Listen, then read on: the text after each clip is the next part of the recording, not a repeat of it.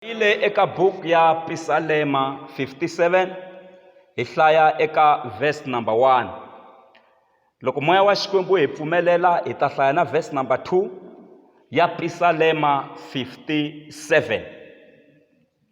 Se mutsari wa Psalm leyi i Davhida. Tipsalema a ti tsaliwangi hi Davhida ntsena, na Muxe u tsalini tipsalema, na vana va Asafu va tsarini tipsalema. Vanhu lavo tala kahle tipsalema i hlanganelo wa vagandzeri lava va nga tsala mhaka liya ivi se yi endla tipsalema. Se hi twa ingaku tipsalema ti tsaleteliwe hi Davhida hinkwato hi mhaka ya ku Davhida u tsale tipsalema to tala. Swi fana na xisibi lexa xa ku hlamba meno lexi mi xi vitanaka Colgate. Colgate yi dumini hi mhaka ya ku loyi a nga sungula ku endla Colgate a ku ri n'wana wa Xikwembu loyi a nyikela 40%. Mfundhisi wa yena a va n'wi dyondzisi ku nyikela 10% ya xin'wana na xin'wana lexi a xi kumaka, mara yena a nyikela 40% ya xin'wana na xin'wana lexi a xi kumaka. Se loko a sungula xisibi lexa xa ku hlamba meno a xi thyaku i Colgate. Colgate i xivongo xa munhu, vito ra yena a ku ri William Colgate. Se loko se van'wani va ta endla swisibi swin'wana swa ku hlamba meno, vo Methadone P, vo Close Up na vo Aquafresh na swin'wana na swin'wana sweswi mi swi tivaka, vo Alu na swin'wana na swin'wana hi ku ya hi mavito ya swisibi swo hlamba meno, na sweswi hi ri i Colgate. Ene a hi swona, a hi ti-Colgate leswi ya swin'wanyana. Colgate yi ta tshama yi ri Colgate. Colgate i xivongo xa munhu, vito ra yena a ku ri William. Se swi endli ku Colgate yi duma misava hinkwayo, na sweswi ya ha dumini. Munhu u tiva xisibi xa ku hlamba meno hi Colgate hambi a nga khomangi Colgate. Se swi tani na tipsalema, Davhida u tsale tipsalema to tala. Se swi endla ingaku tipsalema hinkwato ti tsaleteliwe hi Davhida. Se va ka hina loko Davhida a tsala psalema leyi a tsundzuka leswi a nga hlangana na swona evuton'wini bya yena, a tsundzuka leswi Xikwembu xi nga n'wi risisa swona evuton'wini bya yena, a tsundzuka leswi Xikwembu xi nga n'wi hlayisisa swona. Se loko a tsala psalema leyi Davhida a yi tsala a ri karhi a tsundzuka ngopfu loko a pona tlhari ra Sawulu. Loko mo langusa vutomi bya Sawulu u hloti ngopfu Davhida evuton'wini. Se Davhida i n'wana loyi a nga kula mutini, a nga amukelekangi kahle hikuva a tekiwa ku a hi n'wana wa lahaya mutini. Va n'wi teka va ya n'wi risisa swifuwo enhoveni, a ku ri ndlela ya ku a dlayeliwa nhoveni hi ku a hi n'wana wa kona kaya.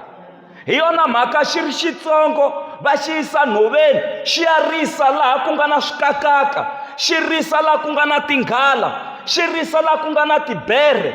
Mara Xikwembu xi endla ndlela ku loko tinghala ti humelela xi khoma xi phatlulela xi ri one. Loko tibere ti humelela nhoveni xi khoma xi phatlulela. Se va hlamala ku xi yisa lexi a xi le ku dlayiweni le nhoveni, kasi Xikwembu xi na xikongomelo na vutomi bya Davhida.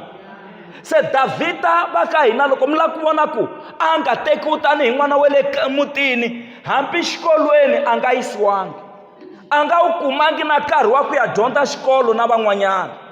Va ka hina a ku dyondziwa xikolo khale, a ku ri na swo tala leswi a swi endliwa, mara Davhida a nga dyondzisiwangi. Mara rito ra Xikwembu ri ri Jehovha a endla ku Davhida a dyondza ku lwa kwele nhoveni, a dyondza na ku chaya haripa kwele nhoveni. Phela i munyuziki walowo, na munyuziki wa dyondzeriwa. Loko Sawulu a ri na rihuhu, tiko a ri swi tiva ku loko Davhida a chaya haripa rihuhu ra Sawulu ra miyela. Ku komba ku munyuziki lowu a ri na wona i munyuziki lowu a trainiwini, mara a traineliwa a xihundleni. Mara siku rin'wana Xikwembu xi endla ndlela a dlaya xihotlovila Goliyati, xi n'wi nyika matimba ya ku va a totiwa exikarhi ka voboti wa yena vo Eliyabu. Kasi i makungu ya Xikwembu.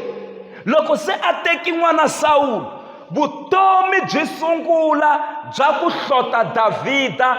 Sawulu a lava ku dlaya Davhida, mara Jonathan a rhandza ngopfu Davhida. Jonathan i n'wana Sawulu. Rito ra Xikwembu ri ri na leswi a ri hava mpahla kumbe swo ambala Davhida, mara Jonathan a teka mpahla ya yena a nyika Davhida, tintangu ta yena a nyika Davhida. Va ka hina yi ri mpahla leyo tala ya Jonathan yi hlakatiwe hi Davhida. Ma n'wi vona a kula hi mpahla ya ku hambuleriwa, a kula hi mpahla ya majamburiseni, xiyimo xi ku xi tika, swilo swi nga ri ku endleni. Mara hambi swi ri tano Sawulu a zama ku n'wi hupa hi matlhari. Kun'wana Mikala a n'wi tumbeta, a n'wi tsutsumisa, a n'wi balekisa hi festere, a za a vatla xifaniso a xi vekela, a xi finingetela mikumu.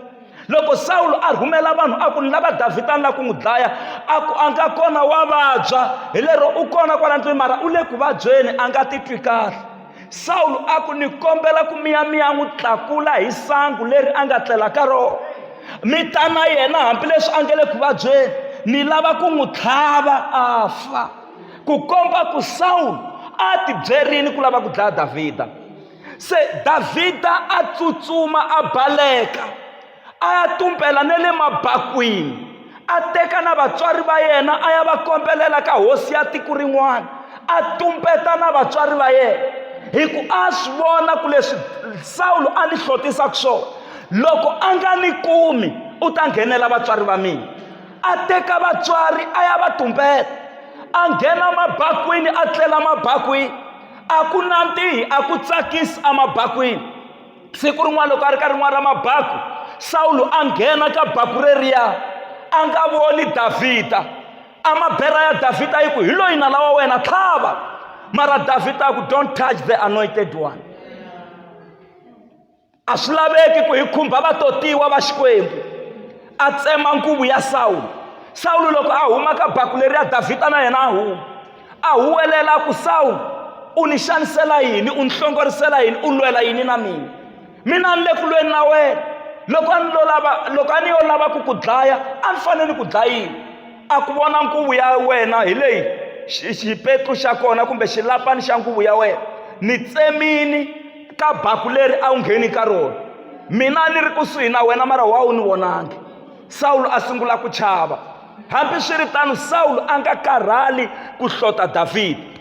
Se loko mo hlaya timhaka ta Sawulu mi ta twa ingaku Sawulu a yo tela ku hlota Davhida vuton'wini a hetelela a fa. Ku na van'wana lava telaka ku landzelela vutomi bya van'wana vanhu, ku humelela yini hi vana va yena, ku humelela yini hi muti wa yena, ku humelela yini hi vutomi bya yena. U hundzuki Sawulu loyi a hlotaka Davhida. Se Davhida loko se a tsala tipisalema leti, Pisalema 57, a yi tsala hi ku vona ku hlayisiwa.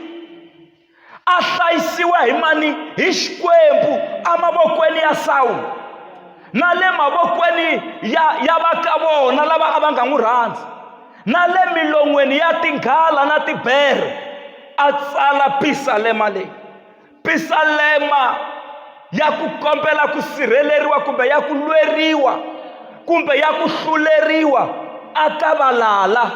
Se nala wa kona la ku vulavuriwa ngopfu hi Sawulu. Haleluya. Se Davhida se hi fika laha hi nga hlaya kona, u ri we hosi hi le ka Pisalema la, ndzi twele vusiwana, ndzi ri ndzi twele vusiwana.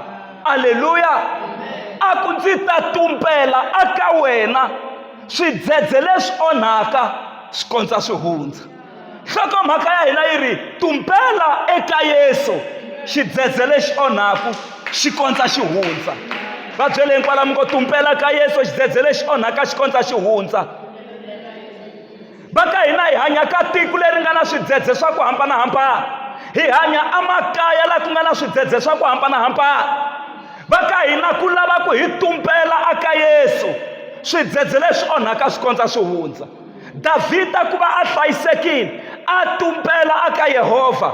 Davhida a swi kota ku lwa nyimpi ya nyama mara a nga tlheriseli Sawulu, mativa a tsutsuma endla ingaku a nga swi koti na ku lwa nyimpi, kasi a teki nyimpi a yi veka emavokweni ya Xikwembu. A ku ni ta tumbela aka wena Jehovha swidzedze leswi onhaku swi kondza swi hundza. Potter's House, tumbela ka Yesu swidzedze swa mavabyi swi kondza swi hundza. Tumbela aka Yesu xidzedze xa ku pfumala tirhu xi kondza xi hundza.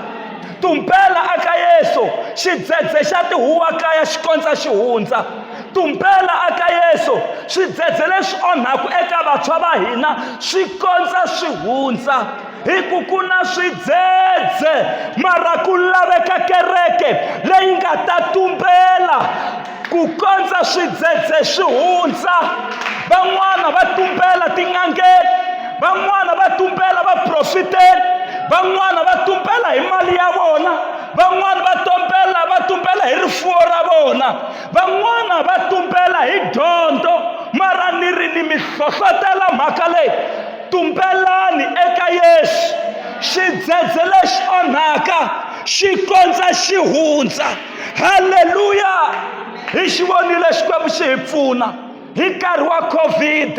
Hi tumbela aka Yesu xidzedze lexi onhaka xi kondza xi hundza. Xidzedze xa hundza. Ku nga ri khale ku ri na xidzedze xin'wana a xi ta hi le Mozambique a va xi vitana ku i Freddy. Ni kombela ku mi vutisa ku a xi hundzangi xidzedze lexi na? Va ka hina leswi mi hlanganaka na swona i swidzedze swi ta hundza. Ti-problem leti mi hlanganaka na tona i xidzedze xi ta hundza. Ku pfumala loko mi hlanganaka na kona i xidzedze xi ta hundza. Ku tikeriwa loko mi hlanganaka na kona i xidzedze xi ta hundza. Mikosi leyi mi pfaku mi hlangana na yona i xidzedze xi ta hundza. Ti-problem ta vukati leti mi hlanganaka na tona i xidzedze xi ta hundza. Ku pfumala mali ya ku ya xikolweni i xidzedze xi ta hundza. Yima hi rito leri u ku ni twe mfundhisi Mashava va chumayela va ku i xidzedze xi ta hundza.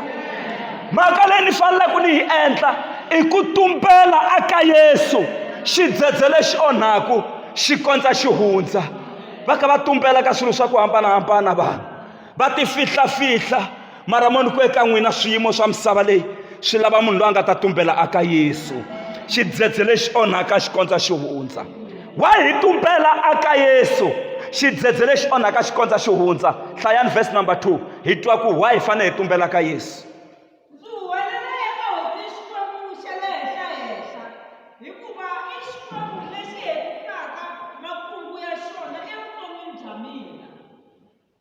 Ndzi huwelela aka Xikwembu lexi nga le henhla hikuva hi xona xi hetisisaka makungu ya xona evuton'wini bya mina. Kwalano mi nga tshama kona ku na makungu ya Xikwembu evuton'wini bya n'wina. A hi makungu ma n'wina, a hi makungu ya rixaka ra ka n'wina, a hi makungu ya mfundhisi wa n'wina, i makungu ya Xikwembu lexi nga le henhla. Makungu lama nga le ndzeni ka n'wina ma ta hetisisiwa hi Xikwembu. Haleluya! A swi na mhaka ku mi hlangana na yini, swidzedze swi ta hundza. Mhaka yi kulukumba makungu ya Xikwembu a henhla ka vutomi bya n'wina ma ta hetiseka. Makungu ya Xikwembu a henhla ka vana va n'wina ma ta hetiseka. Makungu ya Xikwembu a henhla ka vatukulu va n'wina ma ta hetiseka. Hey, amo va munhu nje kwalano mi nga tshama kona mi tshame na makungu ma Xikwembu endzeni ka n'wina. Haleluya! Hi yona mhaka accident liya yi nga mi dlayangi, hi yona mhaka mavabyi lawa ma nga mi dlayangi, hi yona mhaka xiyimo lexiya xi nga mi dlayangi.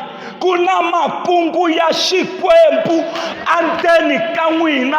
Loko mi khandziya thekisini khandziyani mi swi tiva ku khandziye munhu loyi a nga na makungu ya Xikwembu endzeni ka yena. Loko mi khandziya bazi swi tiveni ku khandziye munhu loyi a nga na makungu ya Xikwembu endzeni ka yena. Ene makungu lawa ma ta hetisisiwa hi Xikwembu lexi nga le henhla. Ku hava loyi a nga ta pfala ku humelela ka n'wina, ku hava loyi a nga pfalaka ku boxeketa ka n'wina. ku hava loyi a nga ta pfala leswi Xikwembu xi fanelaka xi mi nyika swona a vuton'wini bya n'wina. Hambi vo ta va ri 1000 va nge pfali, hi ku makungu lama nga le ndzeni ka n'wina i ma Xikwembu, naswona makungu lawa ma ta hetisisiwa hi Xikwembu. Se n'wina lexi mi fanelaka mi xi endla i ku tumbela aka Yesu. Swidzedze leswi onhaka swi kondza swi hundza. Mi tumbela aka Yesu, mi za mi kuma degree ya n'wina. Mi tumbela aka Yesu, mi za mi kuma masters ya n'wina. Mi tumbela ka Yesu, mi za mi kuma PhD ya n'wina. Mi tumbela aka Yesu, mi za mi heta ku maka muti luwa. Mi tumbela eka Yesu, mi za mi xava movha. Mi tumbela aka Yesu, vana va n'wina va za va graduate. Mi tumbela aka Yesu, mi za mi kuma tirho. Mi tumbela aka Yesu, swi sungula ku mi fambela kahle evuton'wini bya n'wina. Tumbela aka Yesu, swidzedze leswi onhaka swi kondza swi hundza. A hi sikeni hi milenge ya hina. Tumbela aka Yesu. Vanhu lava nga tumbela va ka hina va hlayiseka. Loko u tumberini, nkarhi wun'wana na nkarhi wo dya swakudya a wu kumi hi ku laha u nga kona ku hava mavhengele, hi ku u tumberini. A swi olovi loko munhu a hanya vutomi bya ku va a tumberini, mara munhu ku eka n'wina siku rin'wanyana mi ta khensa Xikwembu. Mi ku u lulamini Jehovha, i Xikwembu xa matimba hinkwawo. Davhida a ku ni ta tumbela aka wena. Swidzedze leswi onhaka swi kondza swi hundza. Ni ku vonini u ni ponisa mavokweni ya Sawule, ni ku vonini u ni ponisa ka valala lavo tala. Se ni ta ya kwihi loko ku nga ri ka wena? Ndzi ta tumbela. A ni tumbeli ni ri nexe, ni teka na vana va mina hi tumbela aka Yesu. Ni teka switukulwana switukulundu hi tumbela aka Yesu. Hi tumbela swidzedze leswi onhaka swi kondza swi hundza. Swin'wana swidzedze swa kona swi lava na madokodela, ene madokodela ma kona ma lava mali yo tala, mara hi tumbela hi tumbela swi kondza swi hundza. Va kha va spenda mi 50,000 vanhu ya ku hakela madokodela, mi 60,000 na mi 70,000. N'wina mi kumeka mi nga humesangi na peni hi mhaka ya ku mi tumberini eka Yesu. Xidzedze lexi onhaka xi kondza xi hundza. Nkarhi wun'wana pfa ni vona leswa swa National Geographic va ka hina loko ku humelela tinghala ku ri na leswa nyarhi, loko ti ri ndhawu yin'we nghala ya chava ku tshunela, mara yin'we loko yo sungula ku hambuka yi le nghozini. Kereke ya hosi a hi tumbeleni tanihi Potter's House. Xikwembu xi ta hi humelerisa a xihundleni. Loko mi lava ku maka kaya mi nga zi ku dibiwa misava laha ya kaya yo maka, mi pfuka mi yima henhla ka yona pundu ku va makhelwani va mi vona ku se ku dibiwa misava ku lava ku makiwa. Swi ta endleka mi nga yi gonyangi misava liya. Tumbelani aka Yesu. A mi zi mi huwelela. Vanhu vo tala van'wana swa hina a swi humeleli hi mhaka ya ku hi vulavula ngopfu, hi tshika ku tumbela aka Yesu. Swidzedze leswi onhaka swi kondza swi hundza. Munhu u byela na munhu un'wana ku nuna wa munhu ni posela mali muni, yeho ka nga yi lavi mali loyi a mi nge le ku n'wi byeleni. A mi tumbelangi mhani wa mina, ene na nuna wa n'wina a mi n'wi tumbetangi. Swi lava ku tumbela ka Yesu. Swidzedze leswi onhaka swi kondza swi hundza. Hi ndlela yin'wanyana ku tumbela i ku va na xihundla na Xikwembu xa wena. U tirhela Xikwembu, swa kahle swi ta endleka. Tumbela aka Yesu. Xidzedze lexi onhaka xi kondza xi hundza. A hi beleni Xikwembu xa hina mavoko.